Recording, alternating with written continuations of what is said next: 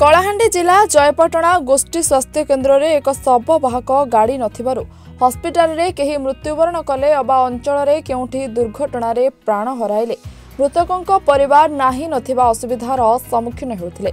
स्वास्थ्य केन्द्रर शव व्यवच्छेद गृह रे व्यवच्छेद परे लोके बहु हैरान रे निज संपर्कीयों मृतदेह को घर को नेउथिले। दीर्घ दिनरू एक शववाहक गाड़ी पई दाबी करुथिले अंचलवासी।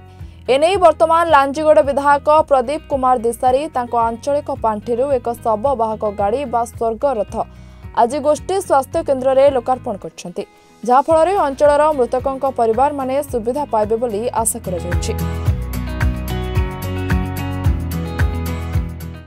डेफिनेटली एटा बहुत दिन पब्लिक भी आम मान हेल्थ ऑफिशियल मान भी बहुत बड़ा कंसर्न थिला। जेहेतु आमर एटी पोस्टमार्टम सेंटर अच्छी गोटे regular dead body carrier vehicle नथिला, तो सेतिपई हमें कोक्सरा कलमपुर ब्लॉक ऊपर mostly Kalampur dead body carrier vehicle ऊपर डिपेंड होतलु।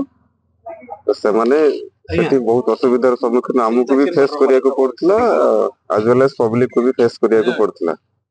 तो सेटा हमें 2-3 टाइम्स लिखिकी देइथलु उच्च पदस्थ ऑफिसर मानकु, सीडीएमओ मैडम को, कलेक्टर सर को, प्लस पब्लिक भी लोकल रिप्रेजेंटेटिव भी किसी लिखिकी देइथले। Big thanks to our honourable Shri Pradeep Desari sir, MLA Lanjigarh, से तांको येरु एमएलए लैड रु गोटे डोनेट करिसंती डेड बॉडी कैरियर। होपफुली एटा सब जयपाटना ब्लॉक रो जो भी डेड बॉडी से आराम से तो घरे पहुंची परिबे और आसी भी परिबे।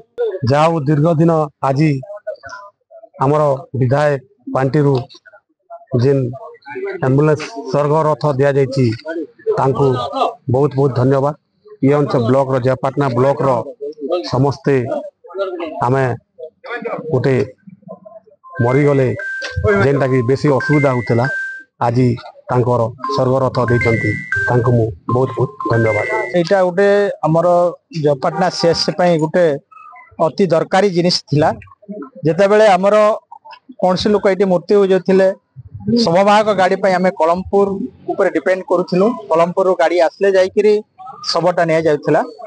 मो विधायक पांटिरू एटा 2022 मसिया रु दिहा साथिला पैसा, किंतु कोनसी कारणवशत एटा किना जाई पार नथिला। तेणु आज से जो बहुत दिन आशा एवं थिला एवं ए अंचलवासी जो दाबी थिला आज पूरण होइछि। ए शववाहक गाड़ी नूतन भाव में आज आसी जाइछि आ आज तार लोकार्पण भी होइछि। तेणु मु आशा करिबी एटा लोकन पई बहुत सहायक। जीवन रो गोटे सत गोटे जन्म आ गोटे मृत्यु मृत्यु पर भी मृतकों परिवार असुविधार सम्मुखीन हेबा ता दुखर विषय। कथा थिला जयपाटना सीएससी रे गोटे शवबुआ गाड़ी अभाव थिला एवं शवबुआ गाड़ी पई कलमपुर पर निर्भर थिला। वर्तमान विधायक निज पांठी रे एक शवबुआ गाड़ी सीएससी को प्रदान करछंती, जा फल ए गाड़ी आगामी दिन रे अंचल रो एक कल्याण करिवो बोली आशा करा जाउछि। जयपाटना सीएससी रो गुलाब सांकर रिपोर्टर स्टूडेंट।